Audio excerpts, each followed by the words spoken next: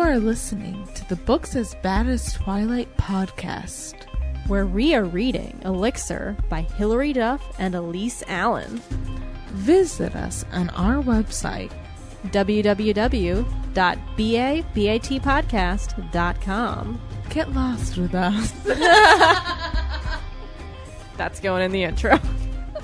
That's so funny. All right, I'm going to stop now. Unless you have something funny to say. Boobs.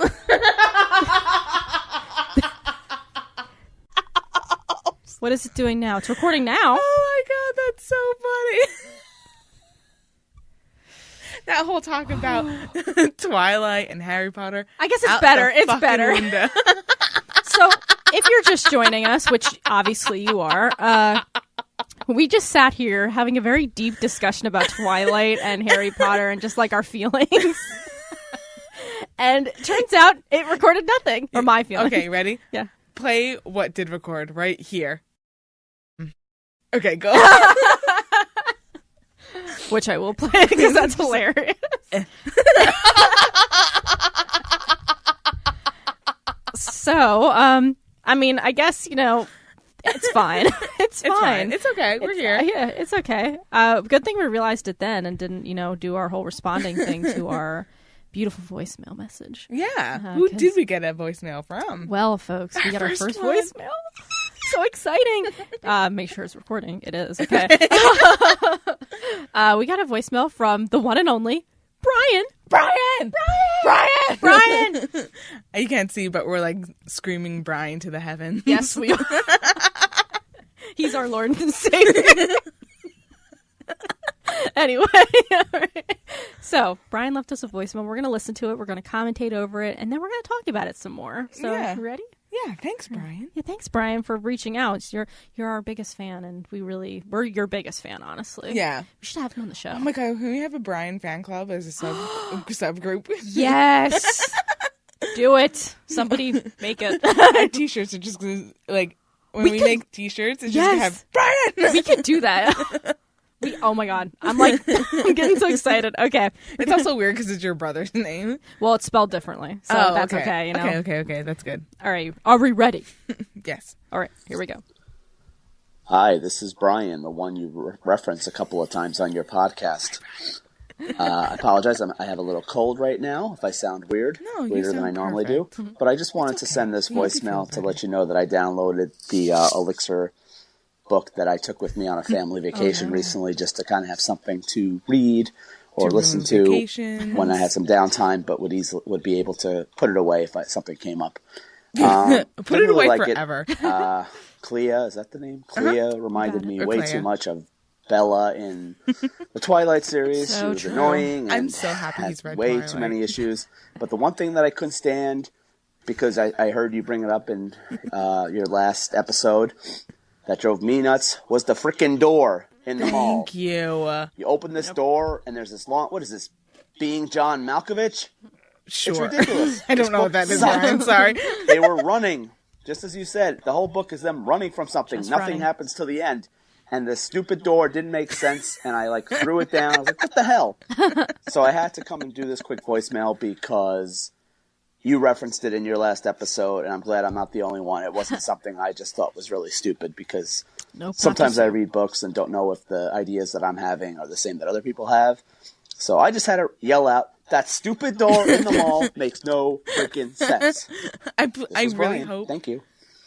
Bye, Brian. Bye. I really hope he said that, like, while on vacation, like, on the plane, while they're doing the instruction video, like, the exits are back in. It's like, that stupid door doesn't make any sense! And throws Hit somebody in the back of the head. No, excuse me, sir. We're gonna have to ask you to Leave the plane. What was it? Deboard? Deboard the plane. Deboard the plane. Depart. Depart? Depart. I think it's deboard. Deboard. Brian, is it deboard or Brian. depart? Let us know, Brian. I'm so happy he left a voicemail. Brian, honestly, when I saw that in our inbox, I literally squeezed. I was like, ah! It sounded like you said I squee. I squee. I squeed. Like, eh. That sounded weird, but that's what I did. Because we never get, like, voicemails or anything. It was so exciting. This is our first interaction, Brian. Brian. Brian. I tried to do surround sound. Kind of worked. Good job. Kind of. Thank you. Does it work for me? Brian. Oh, yeah, I definitely heard the motion. Yeah. Oh my God, We're good. funny. We I'll look say- ridiculous doing that, by the way. I'll say it now, and I'll say it again for the whole of the rest of time. You heard it here first. Well, not only that, you heard it here first, but we're really good at what we do. I think so. All right, anyway. So, Brian, thank you so much for leaving a voicemail. Mm-hmm. And you know what, Brian? Here's some empowerment for you. You know what? We love to hear your ideas, even if they're different from ours. Mm-hmm. Because, honestly, that's what we were talking about. Yeah, in our deleted episode, Danielle got very philosophical, but like, you know what? People come into this world and they have different ideas and they're afraid to be ridiculed. Yep. And they don't understand because they're against the status quo. And then we started talking about High School Oh, Musical. that's right. That actually wasn't recorded, but we should sing it now. No. I don't know the song. Stick to the stuff you... Oh, you don't? No. Oh, you just... I just know that it's... Oh, well, okay. Well... I'm sorry. That sounded like I was yelling at you, but I Yeah, wasn't. Brittany, I'm sorry. God. No, just kidding. I did not hear that, so that's good. Oh, my God. I think it's so funny. Well, never mind. This is not a High School Musical podcast. Anyway. So, Brian, thank you so much. And, you know, it's interesting that you read the book. I'm glad you read it, because it's I'm sorry fun. that you paid for it. Sorry that you paid for it, yeah. Maybe he got it from the library. Yeah, did you get it from the library, Brian? Let us know, Brian. Leave us another voicemail. Yeah. We love hearing your voicemails. Where did you go on vacation, Brian? Tell us everything. I'm putting my We chin in wanna my know. hands. So infatuated with our biggest fan, Brian. Thank you, Brian. We're your biggest fan. I don't know if I've already said that. You did. Okay, well, I'm going to say it again. Oh, well, maybe it was on the recorded one. That's what That I was was just a wondering. bleep. Yeah, I couldn't. How did that sound again? Quality entertainment. Oh, All right, dear. so that was our voicemail. Is this being tacked on at the end or the first? I'm going to put it in the beginning, actually. Ooh. Yeah, beginning. Get people into it. All right, guys. Well, get ready for this week's episode or today's episode. Today. It's It's coming today's out because late. we don't. I would say today's only because we do more than 1 week. So when you say this week's episode, Agreed. something's so today's episode we are wrapping up Elixir by Hilary Duff. Which is, yeah. So get ready. Get ready, folks. Have a fun time. Woo! That makes me think of Blue's Clues. Yeah, that's what I do. Nice.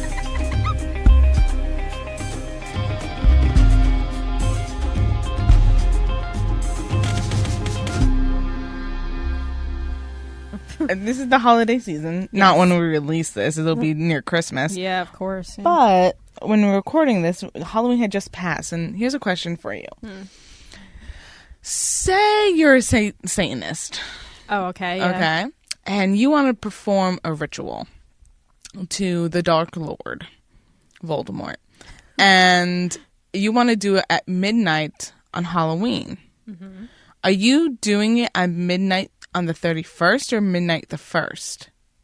Are you doing it the 30th into the 31st or the 31st into the 1st?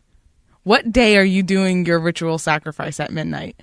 Okay, I'm going to answer, because I think that's a hard one, but I'm going to go with what my first thought was before you said anything.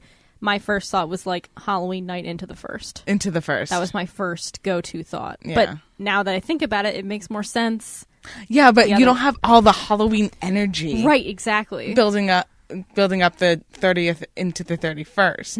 And you need the energy for rituals. Right. But then it's technically not Halloween Right. when you perform on the 1st at 100 hours. Yeah. I don't know. Also, which time zone are you in? Right, exactly, yeah. Like, That's the confusing are you part. closer to the equator as well? Right. That has nothing to do with time zones, but I'm going with still. it. But still. Well, the weather, might be hotter. So, Is it foggy? Is it overcast? it matters. What stage of the moon is Yeah. it in? We learned about that in school. About when to worship Satan according to the stages of No, the stages of the moon. Just the stages of the moon. I mean, no. I think everyone learned the stages of the moon. Well, you know what? I'm just saying. Did you go into like depth about like an astrology class? No, like I was in 6th grade. Okay, well then yes, we all were in the stages of the moon. I barely even learned because I remember we had a final project. We had to actually watch the moon and record what stage it was in, and I did nothing, and I had somebody do it for me. That's the only time I did that. Cheater. I was a cheater. That's the only time I did that. They need to take away your 6th grade accomplishment certificate because you don't really get a degree from 6th grade. All your degrees onward. They're a lie. They're a lie because you didn't finish your goddamn moon project. Yeah, well, so it goes. The moon goddess is very upset with you. Yeah, the moon goddess. Does it really matter at the end of the day? I mean, a little bit, but it shows your character, Danielle. You're an awful person. Yes, coming from the girl who cheated every day of her goddamn life. I always, you know what? We have to talk about this for a second before, like, I know it's a distraction. We talked about this, but like, seriously, when I was in 10th grade, I took a Spanish class, and I had a teacher who was like, looked kind of like Reese Witherspoon. She thought she was hot stuff, and she legitimately, like, I sucked at Spanish. I got straight A's in that class because she'd be like on iTunes while we were taking tests, and everybody would cheat off each other. Yeah, I got straight A's. Nice. I was very proud of myself. Like, I'm so proud of you for breaking the law. Breaking the law? It's a song. Yeah. Oh, is it? Yeah. Oh. I was gonna say I don't think that's breaking the law. It is in college though. In college, I could see, but I did not cheat in college. I cheated in college. Did you? Yeah, of course I did. I'm not smart, I'm not savvy enough. Like, I can be Googled. savvy. I had a lot of take home tests. Oh, well, that doesn't count. So I Googled the question and the whole test came up. Really? Yeah. That actually, so one time I had a teacher in tax class, everyone. Tax class? Yeah. It was really? A class on taxes. I could see it. I'm an accountant. That's true, yes. In case you didn't know, folks. In quotations. Yeah. I'm an accountant. I am an accounts payables specialist. Oh, that's fancy title there. Oh, Brittany, so high up and important. She is actually. Also because I'm the only one in AP. Well, I took a class in senior year that ended up dropping because it was so ridiculous. It was the topic sounds interesting. I think it was marine science. So it sounds interesting. So it's just bio. More in depth, like it's more focused on like the animals and stuff. And plankton. Yes, exactly. And the teacher, like literally, we went to take notes. Like what she would do is she got a page from the internet, made blanks in it, and the class was basically she would hand out these forms with the blanks and scroll down the website and just have us fill in the blanks. That was the class. That's awful. And that was in college? That was high school. In high school. And I literally, and then she wanted us to do this huge project where we basically taught the class, and I had like major stage fright. Public speaking. I do better now, obviously, but back then, like, no way. So I ended up dropping the class. Thank God. It was the best decision I ever made. It was awful. The worst decision I ever made was dropping my ghost stories class. Ghost stories? Was that in college? Why did you drop it? Because it was my senior year and I was overloaded with work. Oh, well, because I was taking like advanced accounting too, and like all that type of shit where they need, like, when you're doing semester long projects. And it's just bullshit. I'll never use any of it in my real life. That's a shame. Yeah. Oh, well, like, I understand why. Right. But I'm not going to be a VP of finance. Yeah. I never was going to be the VP of finance. And if I was going to be a VP of finance, you have to start off as a mule anyway, and you learn it as you go up. Right. So it's stupid. Just give me my bookkeeping and let me go on my way. There's no reason I'm $44,000 in debt. I was going to say, I think college is much more important for like expanding the way you think about the world than actually teaching you how to work in your career field, because depending on the career field, like nursing or psychology. Okay, yeah, you're right. But stuff like business, that it's just or creative stuff. Well, no. One. Because my brother, he has his degree in CD, and they actually teach you a lot of shit. Well, okay, I could see that, Yeah. but like I could see like learning like the tools, I guess. Yeah. But I guess like But honestly, business. Business is the only one Yeah. we don't need a degree in. yeah, because it's that's very everything true. everything else you actually have to try really hard and Yeah. like learn. And finance, sure, but general business degrees I think are absolutely useless. Well, I was gonna say even like I was an English major, I have an English degree, and I'm not gonna say it's useless, but I don't think that most of the stuff I learned was important until my senior year. Mm-hmm. My senior year was by far my favorite year. It was busy, but I learned so much and I had so much fun with it. Yeah. But I like one of the classes I took was children's war literature. I mean, I got a lot out of it. Oh, that's terrifying. Oh, it is such a great class. Like, I loved it. So it's books that were written for children during that time, or books about war for children? It can encompass anything. So it Okay. can encompass both. Like, basically, like, so we read, we didn't read, like, it was all obscure text, which was great. Like, you would think we'd read. Oh, no, thank you. Well, like, one was called Shooting Kabul. It's a really great book. It's a obviously children's lit, YA, I would call it. There's another book, Inside Out, I think it was called. I think. Oh, there's a movie. Yeah, not the same. Yeah. And a lot of picture books we read too, and all excellent. Like, you know that movie? I never saw it, but it's called The Man in the Tower, or not Man on Between Two Towers. I think it's called. It's where it's a true story based on this guy who tightroped against. Oh, Walked yeah. across Twin Towers. You read that? Yeah. Oh, you read that? Yeah. It was a picture book. It's probably other books too, but you know the one we wrote is a picture book. Yeah, no one could do that now, though. No, not at all. But yeah, so stuff like that is very interesting. But what I'm getting at is that yes, that taught me a lot, but like it didn't give me tools for like the real world and stuff. It just gave me tools for helping me talk about that kind of stuff. Mm-hmm. So you know, it all depends. I have a love-hate relationship with college. Yeah, I love, same. Yeah, I think I tell everyone to definitely go to trade school first, like or a community college, just so you could get a feel of what you're in for. And then agree. if you don't like it, you didn't waste your money, just your time. Exactly. I agree completely. Like I don't regret going to the school that I did. Finances with Danielle and Brittany. Yes, that's what this podcast is about. Okay, I'm not going to say what I was going to say. Sorry, I didn't mean to take No. you off your point. No, because what I was just going to say was going to spur on another topic. So we should probably talk about the book Elixir by Hilary Duff and Elise Allen. You know, it's sad. I was more interested in talking about our college years than this book. Me too. That's how much we dislike this book. Would you say, I mean, and we're not giving her a rating just yet. Go ahead.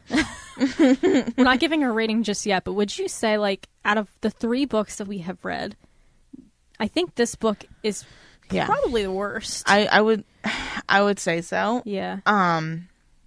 So every book that we've read so far has its own problems. Right. For the first one, we had a lot of issue with the construction of the book. Yeah. In regards to the writing style. Yeah. I would say the second one, which was The Cursed Child, it was the consistency, which was a problem because you're building off a world that already exists and there's complete contradictions. This one was just a shit story. Yeah. And the writing was the style of it I didn't mind. It wasn't like it wasn't like jarring and uncomfortable, but it just was like Yeah. You know. I didn't. Yeah, so this one I would definitely say the worst because of the content, not so much everything else. Yeah. The other stories, the content was fine, even good because I kind of liked the worlds that they were bringing us to. Yeah, I think they were attempting something maybe better than they achieved. But yeah, like you said, like they were actually interesting, you know? This one was the very, very basic core of this book, the very general concept of it's a tragedy, first of all. This book is supposed to be a tragedy. 2 star-crossed lovers can never be together, ill-fated, through generations of time, being reincarnated to only have the same fate. You know, that's a tragedy. So it's a good concept to be living through all these centuries and then end up killing the love of your life repeatedly. But it just wasn't executed well. Yeah, and to that point, I think if we could continue like the comparisons, talk about that all three of the texts we've read have been fantasies. And I think what distinguishes this one compared to the other two is that the other two are based on previous fantasies, where this one is a brand new thing. That's very true. Yeah, and I think that, I mean, granted, it's very hard to create a fantasy world. This is like kind of a thing where it's like the real world meets fantasy. Yeah, so like it looks like our world, but there are some things like a little different, not too much though. But it's interesting that like to see how, I mean, it is a challenge obviously to establish that. I'm not quite sure how to fix that. I don't even think there is a way, because I personally think, and I'd like to hear your opinions on this, but I think we'd be on the same page in saying that this book came out during the Twilight craze, and I personally think that it was trying to build off what made Twilight successful, but didn't have. I might Twilight was much better than this. I was just about to say the heart. Didn't have the heart that Twilight had. Not that Twilight has a lot of heart, but Twilight has something to it that makes you want to keep reading, and I don't. Twilight was a passion project. Yeah. So that was something that I don't feel that this was a moneymaker. I feel that this was Hilary Duff wanted to write a book, saw this idea, liked it, and tried to do it. Right. I feel that Twilight was more of a passion project. You know, she thought it was thought out. You know, the fact that there's four books, and they have all this lore when it came to the actually, if you sit there and think about it, Twilight wasn't half. It's bad. It is bad, but it's not half as bad as other things, though. Yes, I agree. So, like, she created a whole two completely different societies that live side by side with today's world, and she found a way to keep them separate and realistic. Like, the werewolves are Native Americans. Native Americans already have their tribes, and they are separated from society already, unfortunately. Right. And so they are left alone, essentially. So they could have all these cultures underneath, and they do, that the normal white person has no idea. And then with the playing on vampires, connection with the church and having the Volturi, is that it? The Volturi? I never pronounced it right. Yeah. So yeah. Over in the Vatican. Yeah. That is amazing. Right. That's very well thought out, because that's where a lot of the vampire lore starts, is over in Europe. You know, so that's good to have, you're separating it. Right. So as an American girl, Bella, she's not going to know much about European subcultures or Native American subcultures. Yeah. So that's a good way to keep things separate. Right. And I think, building off of your point, I think oftentimes Twilight gets... First of all, I think it was kind of cool to hate Twilight for a long time. And I think that that's just a bad way to interpret it in general. Like, don't hate something just because it's cool to hate it. Because it was a fad, and then everyone hates a fad. Right. And I think a lot of people also hated it because it was this kind of teen girl obsession. People... I've noticed that, like, people tend to just, like One Direction. Like, I personally don't like One Direction. But people, like, hate One Direction, or like Justin Bieber. Like, hate Justin Bieber because he acted like an asshole. Don't hate him because he has a huge teen girl following. You know, and also I think people just hate on it for reasons that just don't make sense. Like okay, it makes sense to say Bella is a bad character, because in some regards she's a terrible character. She's a terrible character. Her relationship with Edward is abusive and bad. Yeah, and the whole idea of imprinting on a baby is awkward and weird. But it's a shame that like I personally, I know it's silly, but I hate the criticism that people don't like Twilight because vampires sparkle. I get, I understand why people think it's silly, but like I mean, it's just as bad as being a vampire turning into a bat. Yeah, I was gonna say, like, it's her attempt to try something new. Was it successful? I mean, arguably no, but arguably yes. I think that it was very successful because it explains why they don't go out in the day, why they live in Washington State where it's always grainy and mopey, and also why they're so like alluring to mortals. Yeah, because like that's a big thing is that they're in vampire lore is they're very hypnotic. So if you see this sparkling, attractive person, it's intriguing, it's hypnotic, and like. So I think that is more reasonable than a vampire being burnt by the sun. You know? Yeah. I think that's more reasonable because you have an immortal being, quote unquote, that is like okay. So let's put it this way: you know how when women get pregnant, they have a quote glow. Yeah. Okay. Yeah. Right. So wouldn't like. I don't know how I'm going to phrase this, but they are two beings in one. And they are creating their own bloods and like they're feeding off one another. Well, actually the baby's feeding off the mother. Well, yeah. But it's a parasitic relationship. So they have vampires are parasites. Right. So yeah, it's actually that's an interesting way to put it. Actually, yeah. I just thought of that now. That's cool. Brittany. Brittany. Yeah, and so they have this perpetual glow or sparkle because they're feeding off of other things, regenerating. And this is our English class for the day, folks. Thank you for joining us. I don't know if that really makes sense, but like, I think it's getting to something. Yeah, like, and I think also, like, I personally don't think that Twilight is deep enough to pick apart personally, but at the same time what you just said, like, it could if you wanted to. Yeah, like there are things like people have written books about Twilight. I personally like I don't care, so I don't read them. But I think the difference between a book like this is kind of just like an imitation of something like, again, Twilight, it's not good, but it's not bad for the reasons that people. Why don't you go out in the day? Because I sparkle. These are the reasons why you can't go out in the day. Why do you live in a mall? Because I have everything here. Oh my God, please.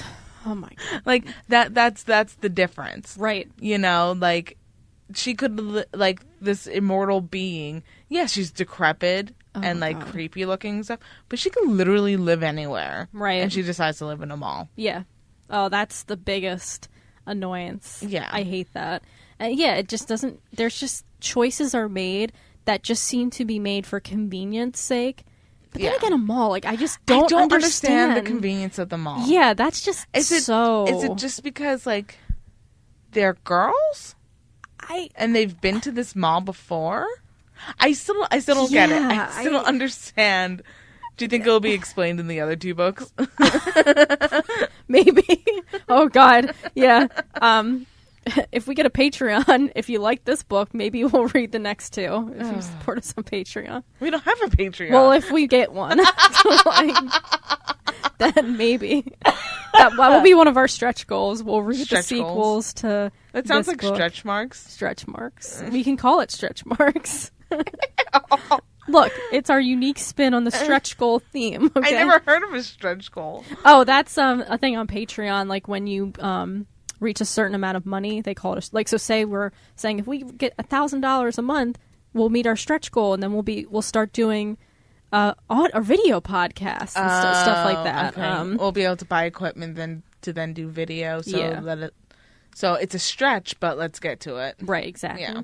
So maybe if you like that idea, come in. Let's call it stretch marks. Stretch marks. I like it. It's so gross. But we all have them. Exactly. Don't lie. So, yeah, don't lie. Don't you lie, person on the other end of this podcast.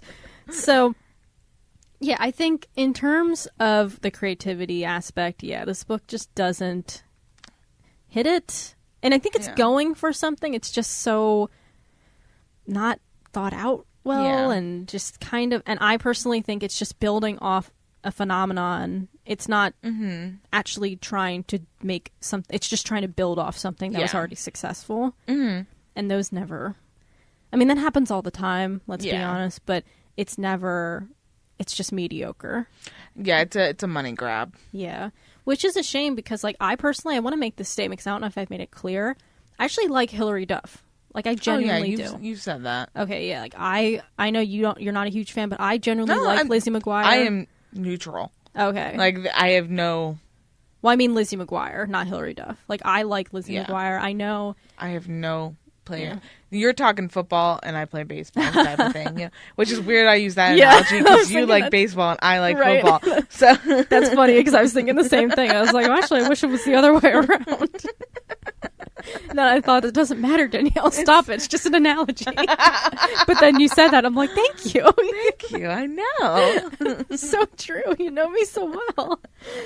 But so yeah, funny. So I don't want to hate like on Hilary Duff, like, because I don't want to be that person. But like at the same time, like I don't know. You're just disappointed. Yeah, just because that's why I bought this book originally, way back when. I was like, Hilary Duff wrote a book? Yeah. Oh my God, so exciting. And yeah. So, overview. Yes. This story was about a girl who travels the world and whose parents are incredibly successful and whose father's obsessed with the lore of the Elixir of Life. Father goes missing. She wants answers. One day, a mysterious man turns up in photos, and they run around a lot, and you find out that this man showing up in her photos is a is a guy who drank the Elixir of Life, never dies, and her spirit is reincarnated 5 times? Yeah, this is the 5th time. This is the 5th time, and he was trying to stay away because she always dies. Mm-hmm. Yes. And that's the story. Basically, yeah. That was a very good summary, actually. Yeah. And then she is so distraught about this cycle, not wanting it to end, God. I guess. I don't know. Has him captured by the big bad villains, which we barely see anything of. And that's another thing about this book. We don't know. The villains don't come in until the end. Right. Who is the villain? Exactly. So he's taken by the villains, and she's like, I hate everything. And can you say that again? I hate everything. Beautiful. I don't know. Where are they from? Kansas? Kentucky? Connecticut. Why do I always go to the K's and not the C? That's funny. I also can't spell. At first I was like... I don't know what a Connecticut accent sounds like. Is it like a Maine accent? I don't know. That's a good question. I would think it would be. I also can't do a Maine accent. No, I can't. I was going to say, I was thinking, like, is she going to do a Maine accent? Because I don't know, like, what that really is. I know, like, I think it would be a mix of Maine and Boston, I feel like. But Boston. I can't do Boston. I tried. I just... Boston. It sounded like I just burped into the Boston. Boston. Yeah, no. Look, every time I try to do accents, I fail miserably. Like, same. So, I used to be good at it, but when I was younger, not anymore. Yeah. Sadly. So, at the end of the book, there's no resolution. No resolution. We don't know who the enemies are. We don't, like, he has to kill himself to break the cycle. Right. That's what it is. And she doesn't want that to happen because she's known him for 48 hours and she's obsessed with him. Yeah, and that's another thing, like, this, it doesn't, the obsession is a bit, like, a little loose. Also, her character is a bit, like, all over the place. There's... I was going to make a joke, but it was slut shaming, so yeah. I'm not. I was actually thinking of a joke in my head, and I was like, oh, is she going to go for it? But yeah, no, I reeled it back. Nah. Yeah, I have no place to say that. I just went to go see the Naked Magicians on Friday. Ah, yes. So, true. Not that they're sluts, but do what you want with your body. Yeah, very true. So I'm not going to say the fact that she had sex with someone. Right. 24. It just doesn't make sense. She's so conservative the entire thing. Right. And then she's like, oh, panties dropped. Right. You know. It's... Well, yeah, she's just all over the place. Her character doesn't make sense. Yeah, this whole book, I think, just kind of... I think this book sort of expects a lot of its reader, and not in a good way. It kind of expects you, like with the villains, like, just kind of expects you to jump on board knowing who the villains are, but it doesn't give us a reason to worry about the villains or care about the villains or understand really who they are. All they want is for Sage to die. Right. That's all the villains want. Yeah. And the, quote, good guys, which aren't even good guys, want to put him on display. So is it man against man against man? I guess? And man against... Where is the conflict in this? Well, I was going to say, where does she stand on it? Yeah. What would be her... Like, what would be... If you are saying, like, okay, put him on display, like, where is she on that? Does she just want him for herself? Because that's pretty rough, too. Yeah, because that's not going to end well, girl. And also, why don't the society put the mummy woman on display? She's technically immortal as well. Yeah, because they have... I mean, somebody has to know about her, because that's another thing. We never find out who's taking care of her. Yeah, she's part of the society. Oh, yeah, that's right. The original society. Yeah. So someone's taking care of her, and they're not putting her on display. In fact, they've imprisoned her in a fucking mall. Of all places. Ugh, because she can hear life. She can hear... I'm so irritated with everything. Like, you want to hear life? Like, just go to a movie theater and, like, watch something. I don't know, whatever. Like, I feel like it'd be kind of cool if it was in a movie theater. It'd be more spooky. Anyway, but that'd still be stupid. Just don't listen to I have no solutions to fix the problems in this book. Yeah, that's normally the thing. I could sit there and be like, yeah, that would be cool if this happened, A, B, and C. But it is just a clusterfuck of fuckery. Yeah. That I don't even know where to unpack it. Right. Yeah, there's just so much. And maybe that should start our conversation about our rating system. Oh, yes. And talk about what makes a good story for us. Every time we do one of these wrap-up episodes, Brittany and I each have certain criteria that we judge a book on. I always fucking forget to change my last one. Yeah, we'll have to do that because I forget to. New season. Yeah, next season we're gonna do it. By this time next season, I will fix the last sentence in Brittany's. Oh no, I fixed the grammatical. I want to change it because it's too similar. Change for another the one. thing in Brittany's, whatever. All right. So, do you want to go first with one of your criteria? Oh, sure. Okay. I don't know who went first last time, but let's just go. Yeah. Interesting. Does the story hold my interest and encourage me to continue reading? No. Absolutely not. Yeah. Like Okay, actually that's a lie. Oh, wow. What? The quality of my voice changed from it did. Over here, or like this, to hello, Danielle. Hello. Okay, so that's a lie. It did pick up mid to end, but for the wrong reasons. It didn't keep encouraging me to read, only because it was just so ridiculous. Yeah. I wasn't encouraged to read because I wanted to know what happened. I was encouraged to read because it was like, what is happening? Yeah. So, which is a weird, but you know what I mean though? I wanted to, it's not I need to know what's going to happen next. It's I don't understand what is going on. Right. It's kind of like the difference between like reading a book and being like, oh my God, I cannot put this down, to like what? I was laughing out loud reading this book. And the thing is, it just got worse and worse. I felt like, 'cause in the beginning, it was setting things up. I know how to fix this book. What? Parody it. That would be great. Make it a parody. Make it a parody. That would actually be not a tragedy. Awesome. Yeah. If you made this a parody, that's how you fix this book. Like, run with the character. The ridiculousness. The ridiculous, and throw it and like blow it up to 112%. That's how you fix this book. And unfortunately, like, I agree with you. I think that would be a perfect fix. The problem is, though, that I'm sure, like, the authors would be like, I want it to be a parody. And I'm like, well... That's how you fix this book, write a better though. book. I don't know. Yeah. But yeah, it would be a great parody. Take those parody. characteristics and just blow them up. And I think it actually could work as a parody. And I say that because, like, tons of Twilight parodies are out there. There's one called Nightlight that I read. I don't know what that is. I don't have it anymore, but it's like just a parody of Twilight, and it's like kind of dumb, but I mean, it did make me laugh a little bit. Like there's room for Twilight parodies. Let's put it that way. Yeah. So that would be kind of fun, like to do a parody of all that. Yeah, that would work really well, especially because there are times when the book seems to be self-aware. Yes, there are a lot of times the book is self-aware. Yeah, so like I don't get that either. That's so out of place to me.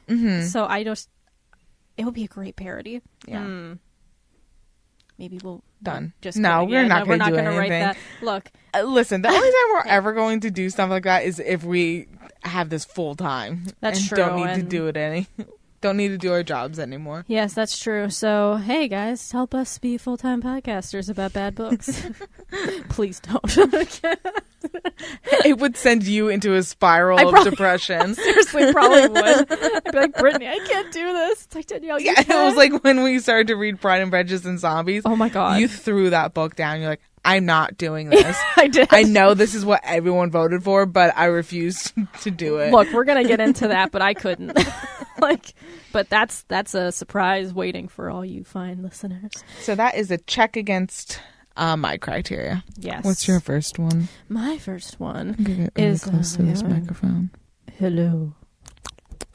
I love how loud we both were just then. Like, I didn't tone that down. I didn't know where to laugh. That's awesome. All right, so my first thing is technique. How well is this book written? Does the book merely mimic what actual good books do, or does the author actually know what they're doing? I kind of feel like I've already answered this one. I personally think it mimics what, I'm not going to say good books, but better books have done. Because I think it's trying to mimic the Twilight craze. Okay, so for that question, do you mean just the style in itself, or do you mean the storyline? Both, I would say. Okay. The technique of telling a story and the technique of writing a good or the writing technique. I'd say the writing style. Like, I not that the writing style was too bad, but it just wasn't. I don't think it was good. It was just kind of. I don't think it was good, especially what you just said, the storytelling of it. Yeah, I think the layout of events was pretty shitty. Agreed. Yeah. There was a lot of exposition that wasn't needed. A lot of what is that, narrative economy? Yeah. That was there. That wasn't needed. And when did I say I think it should have started in Rio? Oh yeah. I guess. When did you say? Yeah, was it Rio that you said? I don't know, but the whole one half of the first half of the book could have changed completely. And I think part of that is I think there's just at least for me, and I guess for not everybody, but we just like to tell linear stories. So we want to start off at the starting point. But, a lot of times the starting point doesn't have to be the literal starting point. Yeah. Like you said, start in Rio and have you could just have a sentence sometimes explaining things. If you're a good writer. And I know it's hard, but, you can do it. Start off as her pseudonym in Rio. Yeah, that would be a great idea. Yeah. And actually, yeah, that'd be a great idea. Because then it would be painting a picture for us without giving us, like you said, all this exposition of who's writing the emails in her name. God. Yeah. And just, all of that. And like we talked about, I mean, this book, everything is I don't think they had a good editor. I think that's where it came. I think a lot of it came down to, because like I said, I don't mind the general storyline of this. I really don't. Yeah. It's just executed very poorly. Yeah, because it's an interesting concept. It's just, I think there's just so much that's just not built upon, and so much, especially when it comes to a book of this caliber. Because I say that because it is a fantasy story, but there's so much more effort that I feel it needs to be put into a book like this, and it's just not there, and you can tell it's just not good. Can I just say that Hilary is staring at me from the back of my book? Oh man. With her smoky eye. You remember that look she had for a very long time? Yes, she did. The dark eyeshadow and the smoky eye. She's trying to be dangerous. And the chunky highlights. Trying to get rid of the Disney Channel look, Yeah, exactly. The rebel without a cause. Oh, so true. Yeah. All right. Second one. Consistent. Does the story have a logical flow and follow the physics of that world and universe? Yeah, it does. Yeah, it's in this universe. Yeah. There's things that I don't like living in a mall, but they explain that she lives in the mall so she hear everything. Okay, that makes sense. You know, he lives hundreds of years. She has dreams about her past life, so subconscious things work. You know, the magic, I don't understand the magic system, like why she erupted into dust or whatever it was. She pulled off that necklace and exploded. I don't know if that's what happened, but I do know that's what didn't not happen. Sure. So, I don't understand that magic and where the elixir of life comes from. So I guess that's the only part that isn't consistent, but there are 2 other books. Right. So that's fine having the mystery of it. So that passes. It passes that checklist, part of the checklist for me. I'll disagree a little bit just because I don't think any of it makes that much sense. I like the dreams. The dreams, the dreams were the best part of this book. Yeah, because that makes a lot of sense. That would make sense that she's remembering her past lives through these dreams. My question becomes, though, she's just starting to have these dreams? I don't think it said she was having them before. I think it's a new kind of thing. Right after her father died, she started having it. So it was a traumatic event that triggered it. I guess. But then Ben's also reincarnated, so why wasn't he having these dreams?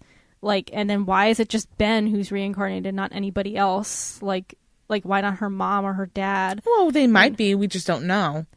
We don't know their past lives. I guess, but then I don't know. Just then I'd be well, then tell us that. That would be a detail I'd kind of think would be important. It just seems again, I guess it's a convenience thing. I don't know. Yeah. But it just, I get how, like I said, the dreams thing, I think that works really well. Everything else, I'm you don't think it's consistent. Now, yeah.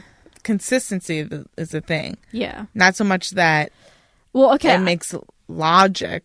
It's not logical, but is it consistent? So I'll say it's consistently ridiculous. Well, there you go. So you're right then. Okay. Yeah. So there you go. So it's technically consistent. Yeah. So, all right, whatever.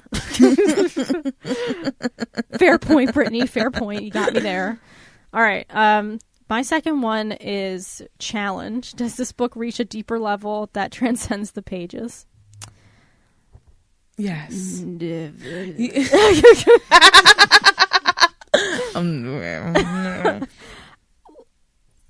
think it's trying to go for something.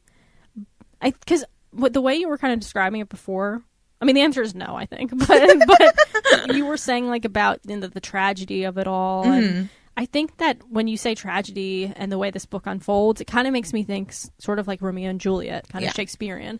Do I think it meets that same level? No, not at all.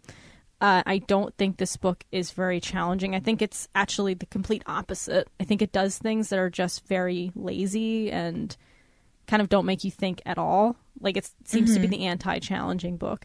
Not that every book should challenge you. You don't think that reading this and reading the description of the housekeeper challenged your beliefs on how to view the characters in which you write? That's true, yeah. Challenges, yeah. Oh my God. Don't even get me started on her. Oh my God. That poor woman. Poor woman. She was from Hungary, yeah. Yeah. So this poor Hungarian woman representing all of Hungarian culture. You don't think Ben, with all of his accomplishments, challenges you to be more what's the word? Overachiever the way he is, being an adjunct professor at the age of 20 with so true. A doctorate degree. And he's really good at cribbage. So, that's also very challenging. I feel very challenged. Yeah. I want to meet the expectations put forward on this book. Exactly, yeah. I want to be Ben. So, I am motivated my God. to be Ben now. Whoa, this podcast. At my 27 years to get my doctorate and become an adjunct professor in history. This is intense, people. I bought a cribbage board. Oh my God. Yeah, I did. Dedication, my friend. I know, and I etched coordinates in it. Oh my god. To a Wow, you're dedicated. You're much more dedicated to this podcast than I am. No, okay, here's what I'll say. Like when I say, I'm joking. I agree no, with I know. There's no challenge to this book. It's like, well, Brittany, if you're being serious, then okay. Oh God, no, no, I'll just say that and I want to clarify for those listening. Like, I've read books sometimes. Like, I personally like when a book challenges me. I don't. That's why it's not in my criteria. But let me put it this way: like, not challenging. Like I'm not gonna. If I'm reading a book and it's like I tried to read a book one time with a biography of Washington, George Washington, and I was like, whew, and I just had to stop. Like, I don't mean that like where it's like challenging to read and boring or something. You can't do it. I mean challenging, like, for example, like To Kill a Mockingbird. Like when you read that and suddenly the way like you think about the world is challenged. Like after you read a book like that, like that's what I'm talking about. Yeah. This book, I don't think changed my worldview. In fact, it probably made my worldview a little less optimistic. Yeah, narrowed it. I'm like, wow, I really thought the world was a good place. And then you don't think like when you walk into a mall, there's gonna be some weird mummy living within the walls? God. Behind a little door. True, I never thought that. So that definitely expanded my worldview. Okay, actually. Oh, yeah. Actually, it has. Yeah. Because I don't know if I've mentioned it before, but if you walk past like weird things and you create a whole story in your mind, true, yeah. That's what this book is. It kind of, and we did talk about like the adventure aspect of it. Like it did kind of get me excited, even though it sucked toward the end. I was like, I feel like I'm in a Mary Kate and Ashley mystery, like, Olsen and Olsen Mystery Agency. Did you ever watch that? No. Oh well. Yeah, that's what they said. I could sing the song, Please don't. I wasn't going to, but now I will. All right, go ahead on your next criteria. Relatable characters. How developed are the characters, and do they add depth to the story? No, because everyone is a single note. All of them are single note characters. Yeah. I think I've said it before, but Ben is the only one that I like. Agreed. And he is painted to be another bad guy. Oh my God! Yeah, that's so. I don't know who the conflict is supposed to be with in this book. Yeah, that's a really good point, because Ben is kind of. We talked about this a little at the end, but I kind of thought like toward the end, I was like, wow, he's actually very interesting. Like he actually becomes to me the most interesting character at the end. But like he's painted out like that he's doing everything wrong, and I don't quite know what he did wrong. Yeah. And. Ready? Let's list the characters. Okay, yeah. Okay, what's her name? The very first? Clea. Interesting. Does she have a lot of depth? No. Sage. Interesting? Yeah. Yeah. Has a lot of depth? Okay. Yeah. Okay, he passes. Yeah. Ben. Interesting? Yes. Mm-hmm. Depth? Yes. Mm-hmm. Passes. Renee. Oh, is that her name? Yeah. Rena. Oh, Rena, yeah. Yeah. Right? Right? You know what? I think it is Rena. You know what? Rena. Yeah. Rena. Sure. Yeah, sure. Rena. Interesting? No. No. Adds depth? No. No. Does anything for the storyline? No. No. Oh. Her mom. Is she interesting? No. Yeah, I mean she could be, but she wrestled another diplomat. True. Yeah. That's very true. Yeah. Interesting? No. Add depth to the story? Absolutely not. No. Like she is another side character. Right. The housekeeper. Interesting? I mean, again, could be. Could be. If they actually like dedicated some time to her. Yeah. I like the idea of all the folklore with her. What if she told the story of the Elixir of Life? Yeah. What if she's the one that told Clea about all these mysteries? See, right there, not to go too off topic from character things, but that would be a fix to the story, condensing. Mm-hmm. Taking this time to utilize what you have before you and not going too far out of that sphere. Yep. Using her folklore. Mm-hmm. Why wasn't that utilized? Like, that could have been perfect. Would have been a good fix. Her dad, interesting? Yeah, it's hard. I mean, kind of. That's a lot of the he's a doctor, and he's saving the world. He's also obsessed with mythical things. Yeah. But we don't know him. Right. We just hear about him. We just hear about him. So no, he doesn't add any depth because half the time they forget about him. Oh my God. While they're running around I forgot about adventure. that. Exactly. Exactly. Yep. So no, he's not interesting. And then Mummy Woman. Oh, Mummy Woman. Mummy Woman. We hardly knew you. Exactly. She was there for what, 3 pages? Yeah, it's not. And she was all just exposition. Correct. She literally was only there to say, this is what happened. This is why you're having the dreams. This is why it's horrible. And this is how you fix it. Mm-hmm. And then, poof, she's gone. Literally. Right. Literally and figuratively gone from the story. As if she never existed. Right. I think so talking about all this actually brought up a really good point, which is that a lot of our answers, are they interesting, was kind of.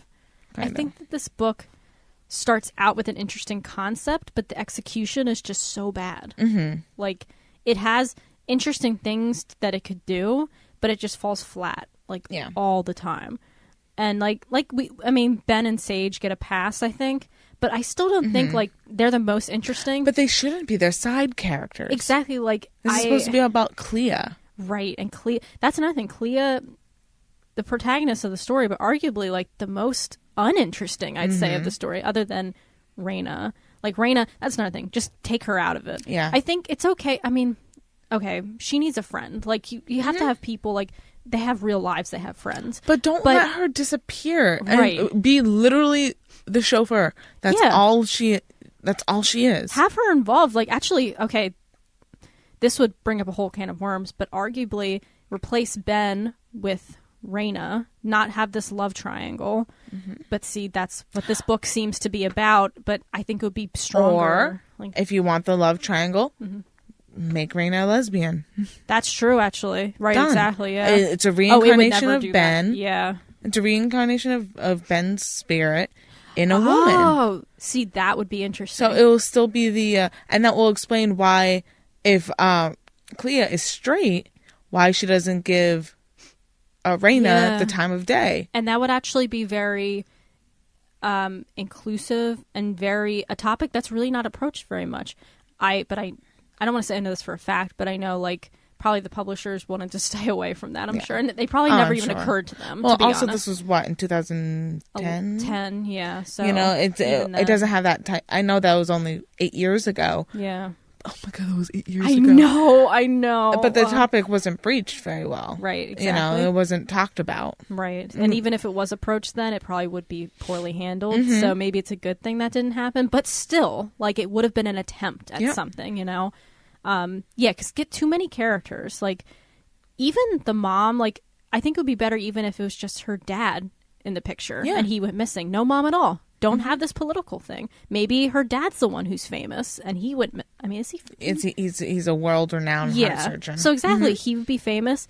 Maybe she'd be recognized for that. I mean, arguably, both of those things wouldn't have you recognized all the time. Not at all. But still, it's still absurd. But go with it. Whatever.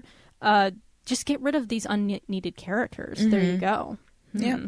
We could fix this book. Yeah, we could fix the book by also making them in their 30s or in their 20s. That's another thing. These characters are just too young. They're too young, 17, 20 years old. They act like they're, like you said, in their late 20s, early 30s, but they're not. No, not at all. And it doesn't fall right. It's weird. And the fact that she's 17 is kind of even more weird. Yes. If you really think about it, because she is technically underage, and that just is a whole can of worms.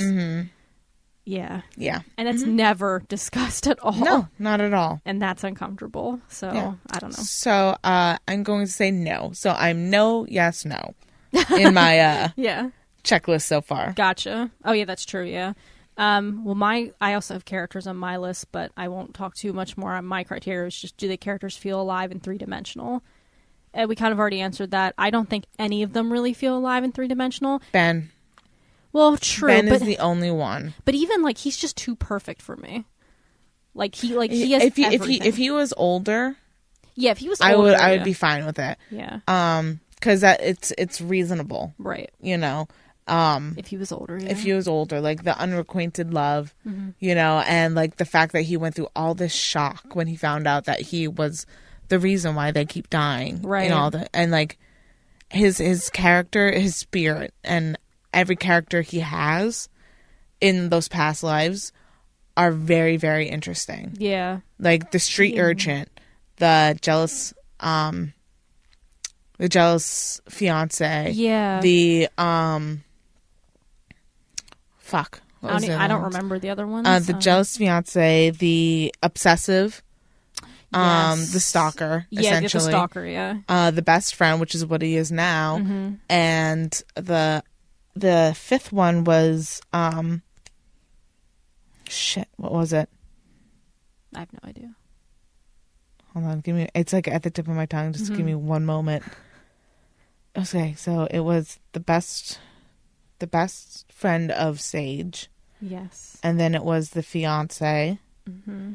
and then it was with the mob guys, and I think he was just a side character. Well, wasn't he? That's when he was best friends. I thought with Sage because he also He was because that's best the friend with first one. Sage. No, the very first one was when he was a street urchin and best friends with Sage, and then Right. the gang came in. Right. So, and then after that, it was the fiance, Correct. and then after that, it was the stalker. Yeah. And after that was the mob. And I think he was just covering for her Yeah. for the affair she was having. Right. And then he's best friends with her now. Right. I think that if Ben had I know we already talked about this, putting Raina in his shoes, but not only that, just getting rid of Ben as a character and giving a lot of what he's given to Clea or Raina? Raina. I forgot her name all of a sudden. Raina. Rena, yeah. I think that would be, again, a stronger text because Clea is just so uninteresting. If we give, So uninteresting. yeah, give a lot of like, it would be hard, like, because you couldn't directly translate what happens to Ben to Clea. But if you could like rework a few elements, I mean, what did I? You said Clea again.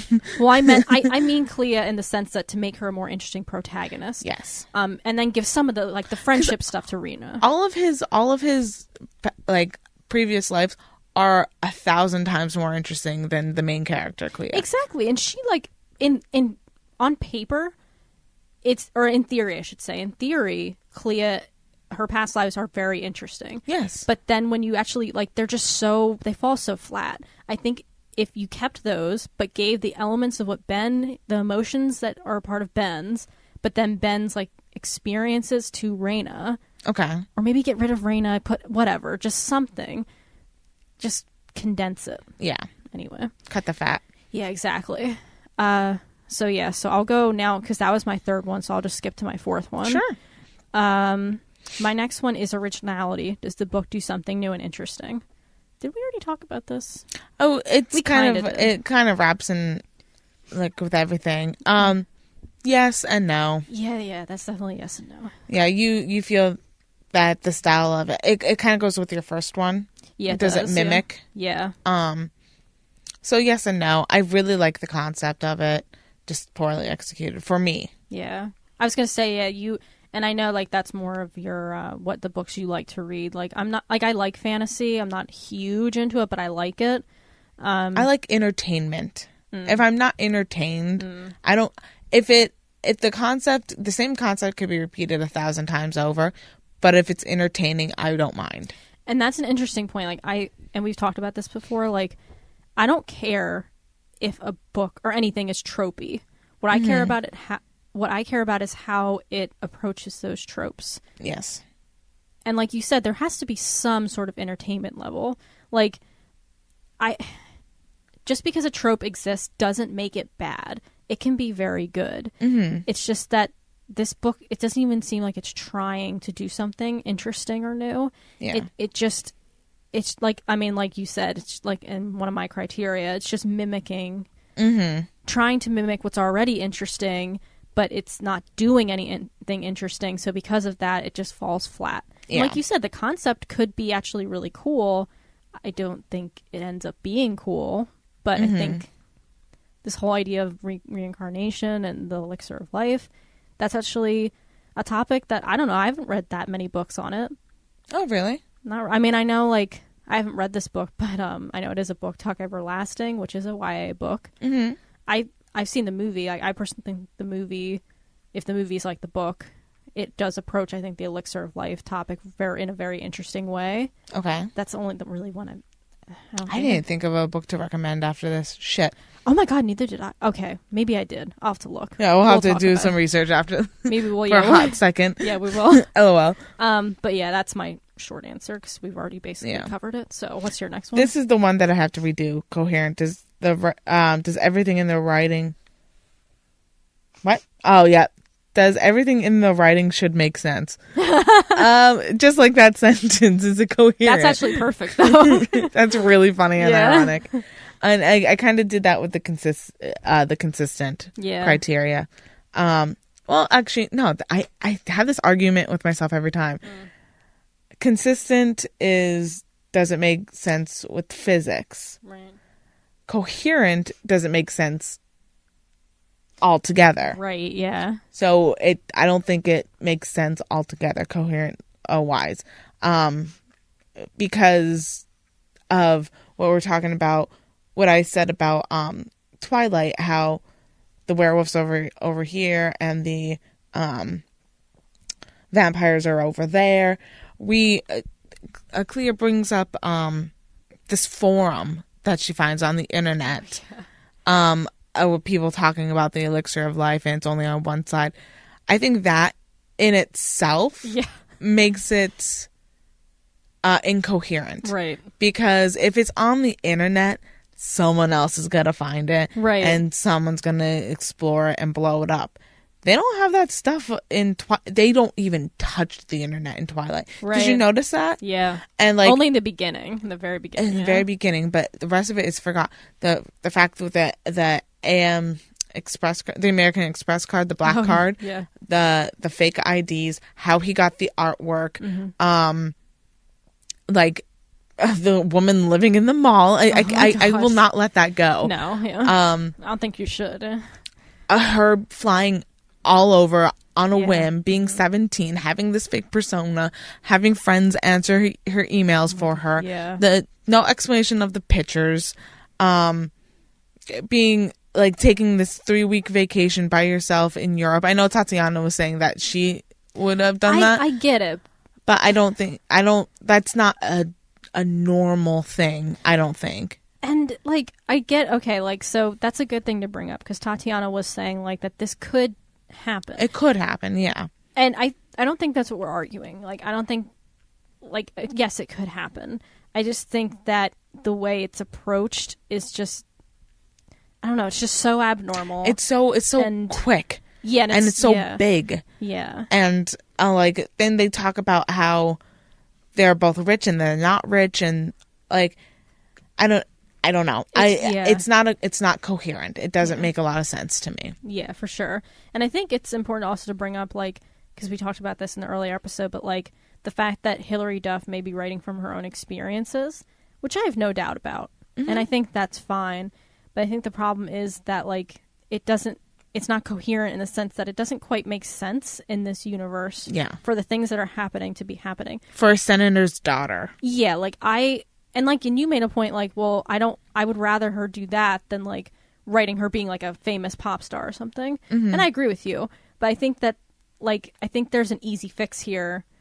Don't make it a senator's daughter. Yeah. Like, there's many other options out there. Mm-hmm. And like you said, it's just not coherent. Yes, it could happen, but maybe it makes sense the way it's happening in the book. Yeah, exactly. That's a good way to put it. If she is being recognized everywhere around the world, then she should be a celebrity. Yeah, like maybe not a celebrated. Yeah, like maybe not that I don't think this is a good fix, but just like throwing out ideas like a child star. Yeah, or maybe she just I don't know, just something. Maybe some kids are put through things early in life, and then they're constantly looked at as that thing and nothing else, and so they're celebrated and pictures are taken of them. Mm-hmm. Just something that would make a little more sense. Mm-hmm. And even if that was done, we might be sitting here saying, oh, it's so cheesy and cliche, but I think it would be better. It would make sense, though. Yeah. So, I don't know. Yeah. So, yeah. No. No. So I have a... Short answer, no. I have a no, yes, no, no. Okay. I don't even remember mine, but I'll figure it out. My last one is dialogue. Do the characters sound like real people? I mean, this is a hard one because I think it's a yes and no. I think yes. Yeah? I think they sound like real people. Okay. I personally don't like the dialogue. Yeah. I don't think it's well written, but I think it's getting at something that feels more realistic, if that makes sense. Like, I just think some of the things they say just feel very flat and very, like, the story's just like, they need to say this because we need to get something across, you know? But, like, so that's why I think the dialogue is more for function purposes than actually realistic dialogue. But I don't think that means it's automatically unrealistic, if that makes sense. Like, I don't think it's terrible. Yeah. Like, if anything, the dialogue probably is the high point, kind of. I don't know if the description of the dreams for me are the high point. Yeah. Actually, all the dark description in this book is the best part of the book. Dialogue is okay. Yeah, it's just yeah. But with fantasy, like high fantasy, you know, like with your Game of Thrones or the Stormlight Archives and stuff like that, dialogue isn't how people actually talk either, you know, because it's very like flowery and stuff, but that makes sense for this universe, right? Yeah. So it is, the dialogue in this book is pretty flat, you're right, but we speak pretty flatly. Right. Well, and I think also, like, as like in terms of writing, like we talked about that one scene where all she's doing is just cursing nonstop. Shit. Yeah, exactly. I do that. I'm raising my hand right now. That is exactly what I do. So it's realistic in that regard because you probably would say that. Mm-hmm. Do I think it's well written? Not really. But is it? It can. I think it goes back and forth. Honestly, I don't want to say it's purely realistic because I don't think that's true. But like, there are things that I think work. Like, there's nothing. For the book. Yeah. So yeah, I'm kind of in between on that one. So you're a maybe on that one. Yeah. So. You're coming out to a solid 1.5 so far, I think. Which, yeah, well, this will be interesting. Yeah. Right. What's your final one? My final one is sustainable. Does this story hold up and will I read it again? Absolutely not. No? Nope. You have. I know I have. This Why? is, what, the second or third time you've read this book? This is the second time. Second time? Yeah. Yeah, no, I would not touch this book again. Yeah. I only touched it again because I thought it'd be interesting to discuss on here. And it was, but honestly, like, it's so much worse than I remember it being. Like, truly, like, when I read it, I was like, I mean, it was okay. Mm-hmm. Like, but it's so much worse than I ever anticipated. So, but anyway, sorry, go ahead. I think I'm going to start reading the books through in one shot for the entertainment value, and then actually reading it to analyze, because like I just sit here and pick it apart like, constantly, and it's taken away the enjoyment factor. Yeah, I agree. Yeah, it's hard. Well, because also, like, I think sometimes you read a book and then you get to the end and you're like, at least for me, maybe this is because I'm an English major, sometimes I like want to read it again just to figure out what didn't work for me. Mm-hmm. And like, because sometimes you don't remember specifics. I personally, I know a lot of people disagree with this, but I know we agree on this, that I don't like the book The Fault in Our Stars. Oh, no, I don't like that book. Yeah, and I personally, like, I see people talk about it all the time, and I did reread it, actually, because I wanted to see, like, did I miss something? I think it has the same problems as this book has. Really? Yes. Yeah, see, I would love to talk about that. We never could, but it's just too sensitive of a topic to really go into. Yeah, because it's helped a lot of people, so I don't want to... yeah, exactly. Yeah. Like, I just... But the thing is, like, I reread that book as well, so maybe that I just like rereading books I don't like. I reread it because I just wanted to see, like, what did I miss? Like, everybody loves this book, and I didn't. And I really wanted to love it, and I didn't. And I reread it, and, like, I kind of enjoyed it more. It went from, like, a 2 stars to kind of a 3 star. But then I thought about it again. I was like, no, I'm going back to 2 stars. Like, well, I also didn't like The Lovely Bones. I didn't like that interesting. book. That's one of my favorite books. I didn't like that book. Oh, interesting. I was bored. Really? Yeah, and I also read it in high school. So it was for book club. Yeah. And I felt like I just had to read it for book club. See, that's the thing. When I first read it, I was 15, I think, and I did not like it. I thought the main character was so annoying, and I hated it. This is how it's going to be with Where'd You Go, Bernadette? Because I put it down. But we'll see how it goes. Yeah. Oh, that's interesting. If you guys didn't know, we're reading Where'd You Go, Bernadette next. You guess, did we mention that? I'm sure we mentioned it, but if not...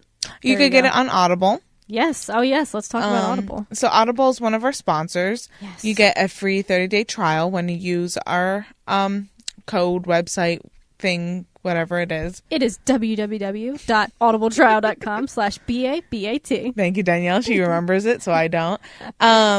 You could go on there. You could use your 30-day trial to get Where'd You Go, Bernadette, which we'll be speaking about. And I might just get it in audio so I can listen to it at work. Ah, interesting. And then talk about it, because audio, listening to things audibly, I guess. Yeah. Listening to books audibly is arguably a whole nother craft. I agree. Because you have these professional voice actors reading it, and like their cadence and their pace all change the story. You could read the same book 1,000 times and then listen to it, and it just opens up your world. Agreed. Yeah. So maybe you have a book that you love to read. Try it out on Audible and see the difference, and tell us how you feel about it. Did it improve the story? Did it take away from the story? Sometimes that happens as well. So give it a shot. Use our code. Yeah, go ahead. Say it again. audibletrial.com/BaBaT. And the link is in our show notes. So check that out.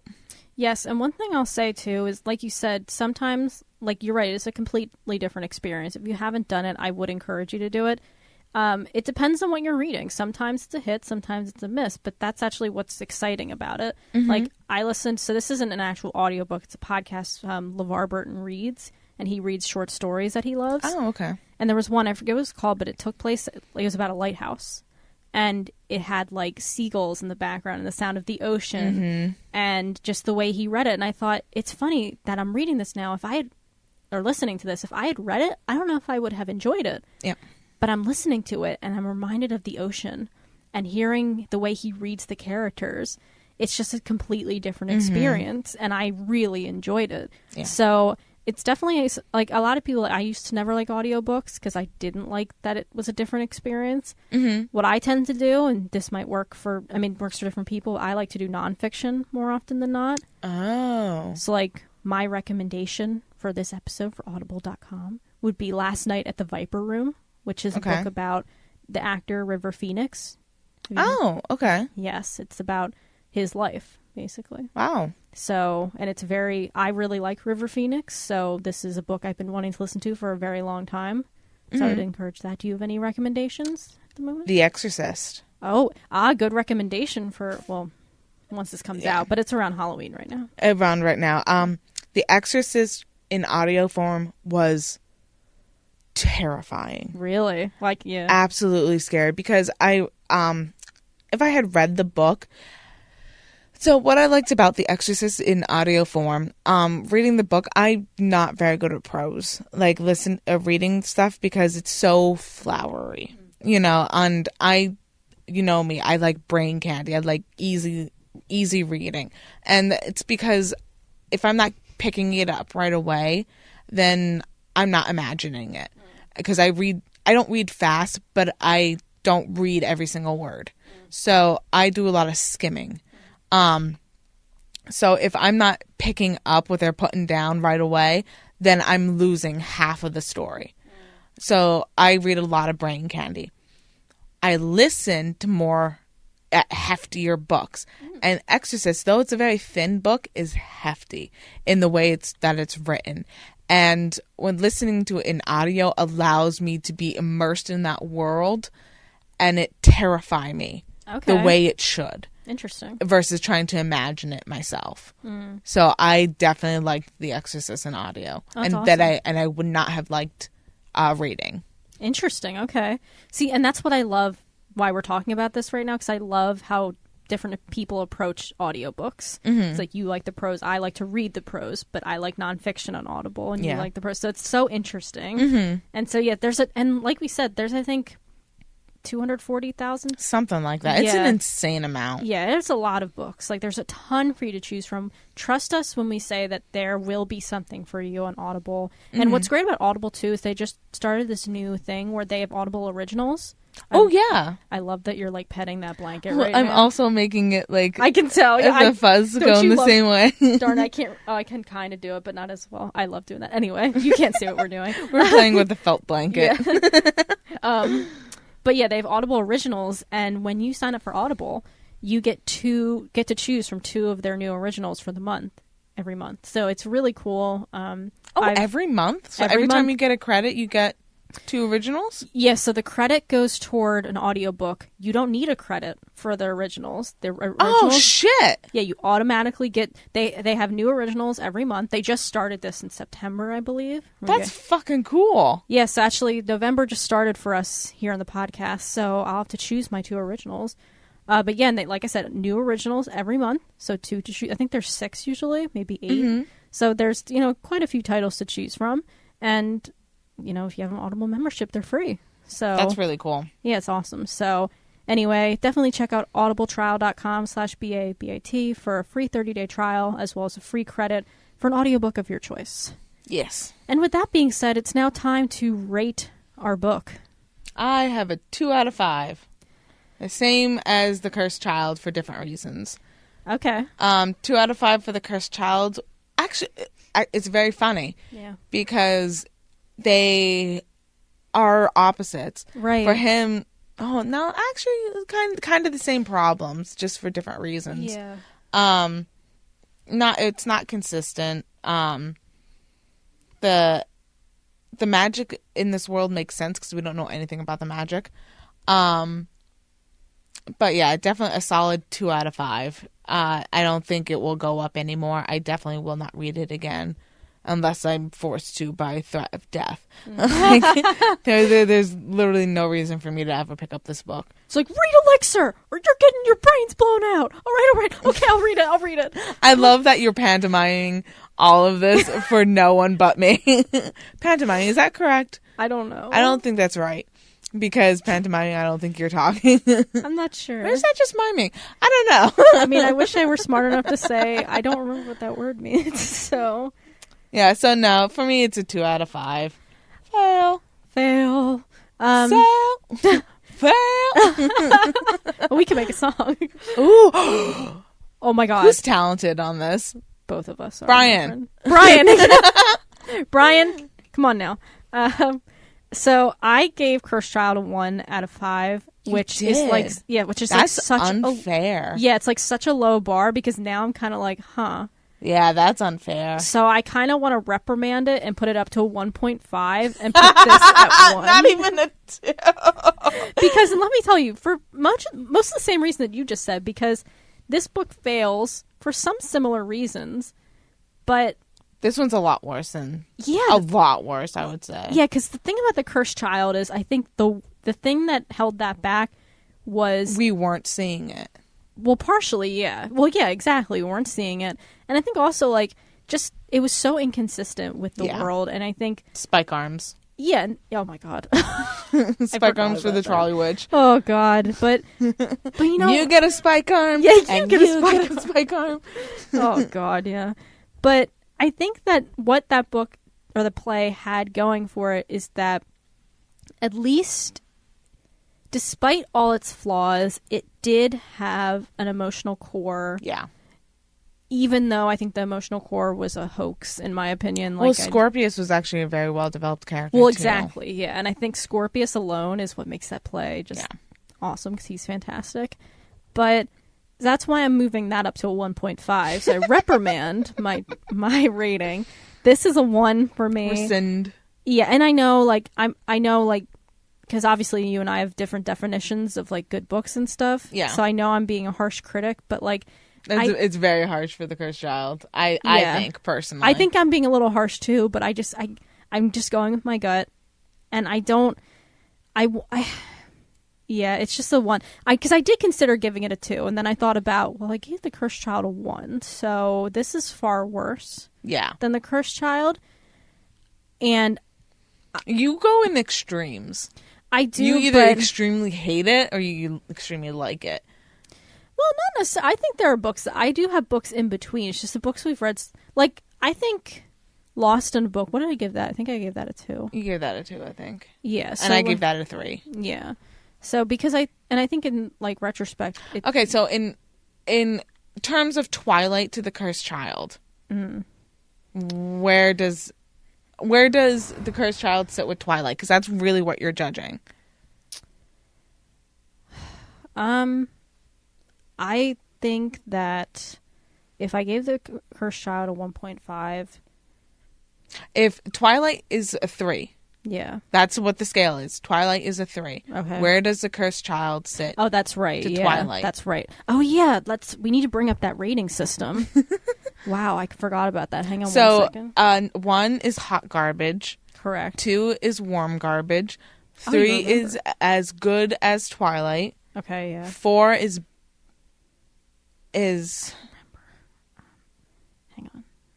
A little better than Twilight. I forget what the name was. Yeah. But 5 is better than Twilight. Right. Fuck, what was that? Oh, you know what? We never had it on the website. No, we didn't. It was on Docs. Yeah, I'm looking in Docs. I can't find it. Shit. Audible message. No, that's not it. Is it? Where is it? So you were right. Okay, 1 star is hot garbage. 2 stars is lukewarm garbage. 3 stars is as bad as Twilight. 4 stars is brain candy. 5 stars is okay. Yeah, it was okay. So with Twilight being 3, where does The Cursed Child sit with Twilight? Above or below? I would say, see, that's hard. Well, I guess, you know what? I guess I'm going to reprimand then. And I'm going to say a 3. Okay. It's on par with Twilight. But this one, I stick to my gut with this one. I still want to put this one at a 1. Yeah.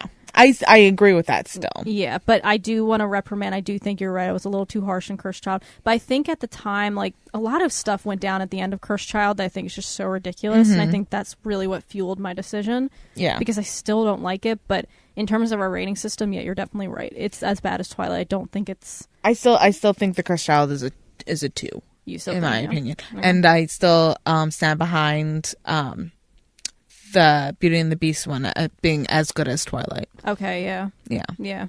And this one's still being a 2. Yeah, for sure. I still haven't found one that I'm going to hate. And I wouldn't even say, even though I put like it at hot a 1. Garbage. Yeah. I say it's a 1, but I won't Not say hate. Yeah, like I don't hate this book. There are books that I've read that I like viscerally hate. If I could think of one off the top of my head, I hate Cursed Child, but I wouldn't put that. Yeah, you know what I mean. It wasn't bad, right? Like it wasn't bad. It's just very inconsistent. And, didn't whatever. Yeah. You know? So I don't know, but that's why I like going back and forth on this because. And to be fair, like I definitely feel like in retrospect I was a little harsh in The Cursed Child, but that's what I love about this podcast that we can play back and forth and fix maybe or change our minds about things. Yeah. Like instead of being like, no, I stand on this opinion and that's I will die on this hill. Yes. Like it's like, all right, just calm down. It's a book. Okay. At the end of the day, it's a book. But yeah, so again, my rating is a 1. Yours is a 2. 2. So I'd say that's fair. So yeah. You haven't given a 1 yet. Nope. That's true. So it'll be interesting to find a book that you give a 1 to. Yep. So it'll be interesting to see what you give. I'm very interested for Bernadette. Yeah, I think that's going to be a 1 for me.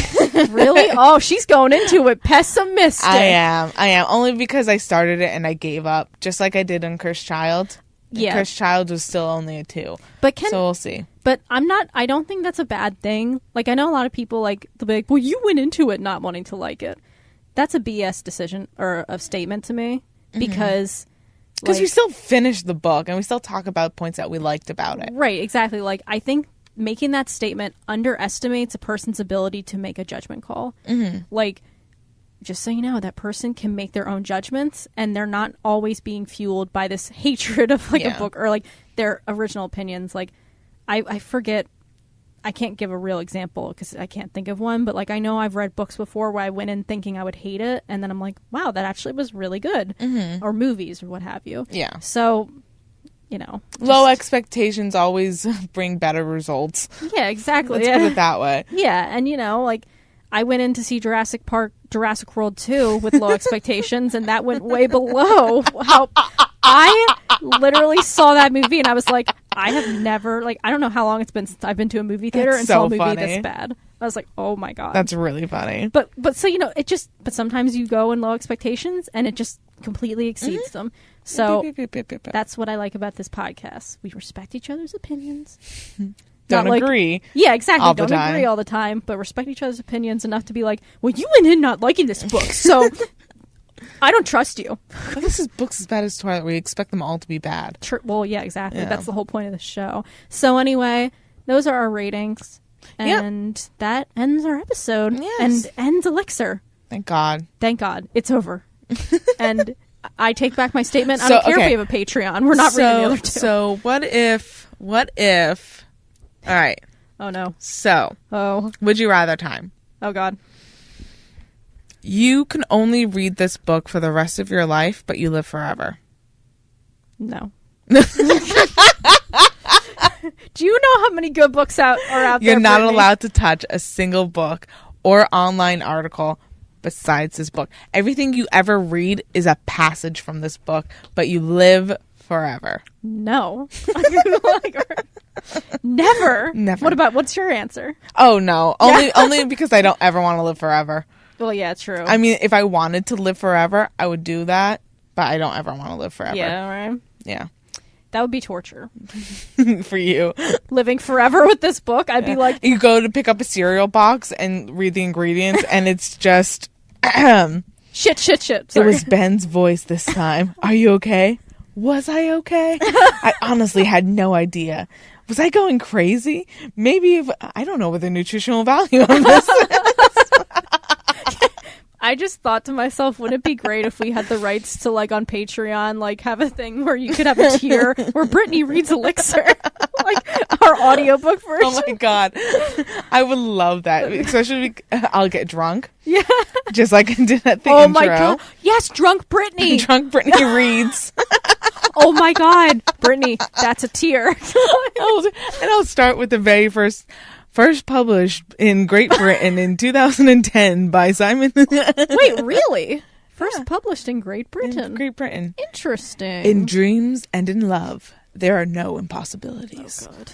And then I get drunk. And every time I roll my eyes, I'll take a drink. That's amazing. There's a podcast, so I'm not subscribed to it anymore because it was through Patreon. And unfortunately, I had to cancel all my pledges. It made me so sad. Yeah. But there's a woman who does a thing called Whalecast where she gets drunk and reads Moby Dick. Okay, I was gonna say, did she like speak like Dory? No. Oh my God, that'd be amazing. And Elixir, okay, that would be torture. Like torture to read, torture to listen to. Oh my God, that would be amazing, but also we should honestly start a Patreon just because I want to drunk read books. I agree. Honestly, that's the best thing we've come up with on this show. Like, and I'd be like, all right, Brittany, and take another drink. Oh, okay. Oh my God, we'll have to read it together. You sober, me drunk. Yeah, seriously. I mean, you could get drunk with me. Maybe, yeah. Maybe I will. It's like popcorn reading. Popcorn. Oh, so true. All right, so now we're going to go into our recommendations of the episode, what you should read besides this book.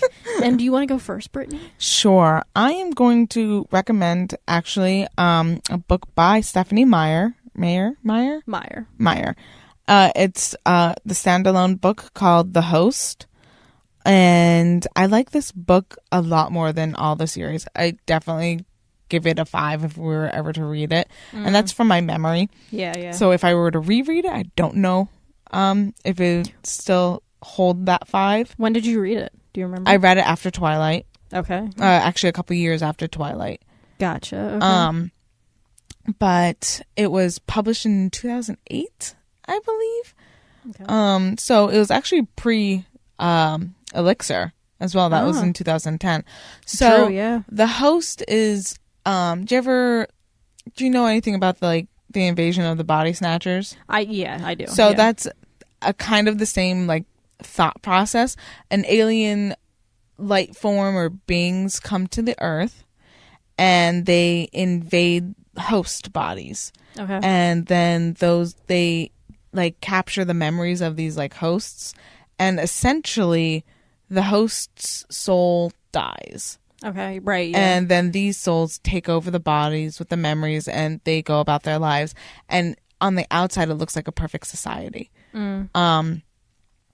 But obviously they're not. They're killing off the host. And then they could, when they're done with that host and they die, they go to another planet and inhabit those, a creature from that planet.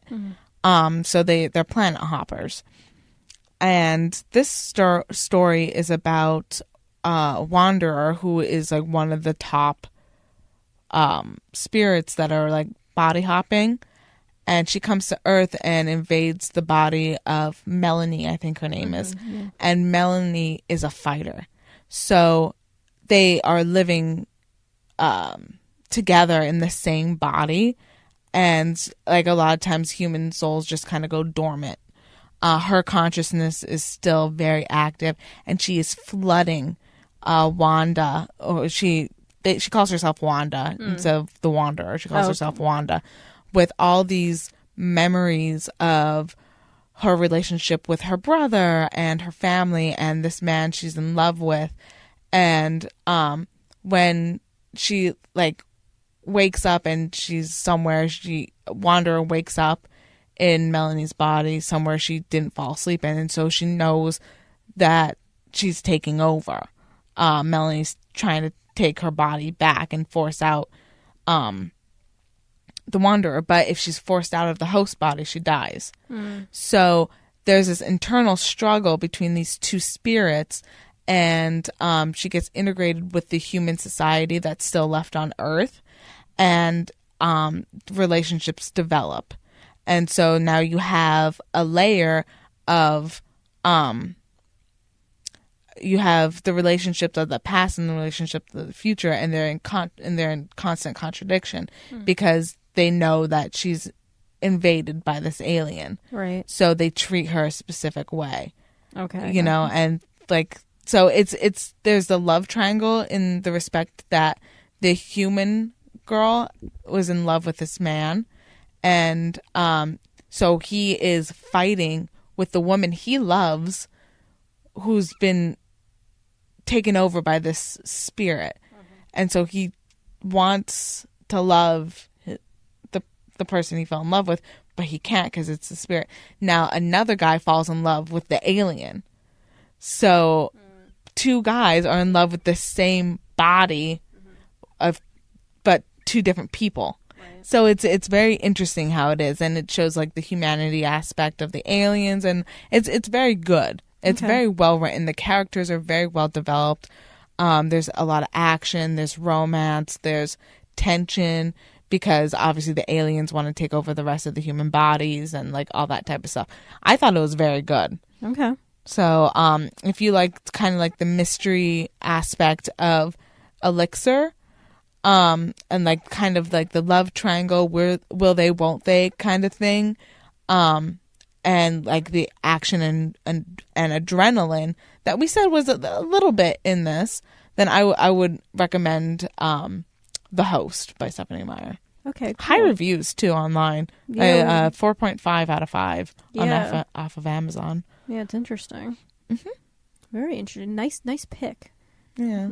Mine's not as well relevant, I guess, to because I know we try to recommend books that are in the same genre, if you will. Ballpark. Yeah. So mine is not so much in the same ballpark, but I figured I'd base it on more a teenage girl's experience, maybe having romance or something like that. And I'm hesitant to do this pick, but I personally really like this book, or at least I did when I read it.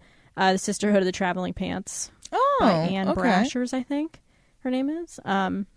That's a book, I haven't read it in so long. I think it was 16 or 17 when I read it.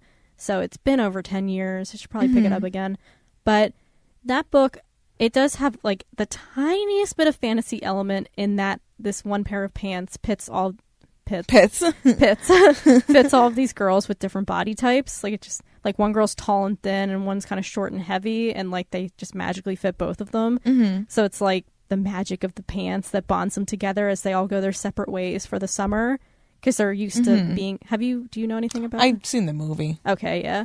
And I always thought that the book, while it's not like the best written book in the world, I think for the most part it's well written, and there's just something about it that is magical. It's a feel good. Yeah, and it's a brain candy book. You read Brain Candy, Danielle? Oh, I mean, it's partially brain candy, but I don't think it's all brain candy. Like, I think like it has very genuine emotions in it.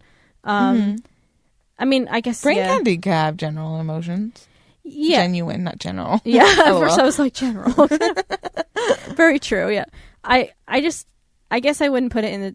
I mean, it's YA. I don't know if I'd put it in brain candy, per se, but I think you would like it though if you read it. And it's just a very fun book. And like I said, I think like because this book does the whole love triangle thing. Yeah. And like I personally hate love triangles, but in this like book, it genuinely like approaches like this teenage romances in a very unique way. Now I might be putting my shoe in my mouth or foot in my mouth later when I read. Shoe in my mouth. Is that what's the expression? It's foot in your mouth. Foot in my mouth. Because maybe I'll read it now and be like, oh God, this is awful. But when I read it, I remember very much liking it. Oh, that's good though. Yeah. So yeah, that's my recommendation. So we got The Host and The Sisterhood of the Traveling Pants. All right. So. Yes, that ends our episode. Next time you hear us, we'll be reading Where'd You Go, Bernadette. I'm going to do an intro episode to that, so you'll be hearing that soon in your earbuds or computer speakers, however you listen. It's up to you. And where can they find us, Brittany? They can find us on the interwebs. Our fucking website, there we go, is our fucking website is BaBaT podcast.com. And through there, you can find links to our Instagram, our Facebook, both group and a page, which we haven't been active on. We've been in like hibernation. Sorry, we guys. have been, but good things are coming. Hopefully. Yeah. Instagram, we have a Twitter, we have a Gmail, and all that type of good shit. You can find the podcast on the website. You can RSS feed it. But we are also, I listen to us on Podcast Addict. We are on iTunes. Are we on Stitcher? We are not on Stitcher. Okay. I'm sorry, Stitcher. We're not on Spotify. We are on Stitcher. Oh, we are on Stitcher. Yeah, we are on Stitcher. Yep. So we're on Stitcher. We have a lot of like bullshit going on. Like a lot of, it's everywhere. Wherever you get podcasts, you can find us. Yeah. What else? All this stuff is in our show notes as well. But we also want to give a shout out to our image designer, Katie Hartung. She has a website. Check it out. She's pretty cool. She just went to Tennessee. I saw that. Yeah. Exciting stuff. Hey, Katie. Going to Katie. Tennessee and shit. Did you see the new Cursed Child soundtrack? I did, by Imogen Heap. We were listening it to the car the other day. Oh, really? Yeah, Nice. because Kevin has Spotify. Oh, cool. So he has the membership. He can just pull it right up. Awesome sauce. I did not feel the witch spike arms at all. I didn't listen to that soundtrack. I only listened to like the very beginning and the very end. So I'll have to listen to that. Yeah. Because I bought it on iTunes. Nice. Well, $11.99. It was 4 discs. Literally. They were like all like $17 individually. And I'm like, wait. So I'm buying this for $11.99. It says $11.99. Yeah. It better not charge me more than $11.99. That's what it said. And so, you got all 4 discs that are priced 17 some for each disc. It was so confusing. iTunes, you're weird. It is weird. We're not sponsored by them, so no, you're we're not. weird. But anyway. Speaking of music, yes. Another shout out to Kevin MacLeod. Kevin MacLeod. We've used your music twice and probably a third time. Indeed. Just so you know, keeps everything streamlined. But yeah, anything else you want to say? No, I think that's about it. I wanted to say something witty, but I want to plug the Naked Magicians. They have a great show. Yes. If they are in your area, I suggest go and seeing them. If you're not averse to rather crude behavior.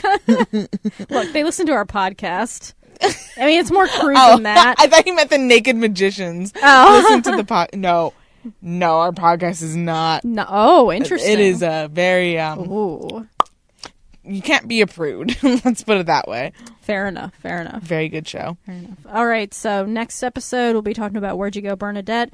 And we got some exciting stuff happening with the podcast, so keep up with us on social media. Mm-hmm. Oh my God, Brittany's so excited. She's I have panting. to pee. That's okay, then we're going to stop this right now. All right, thanks for listening, folks. Goodbye. Goodbye.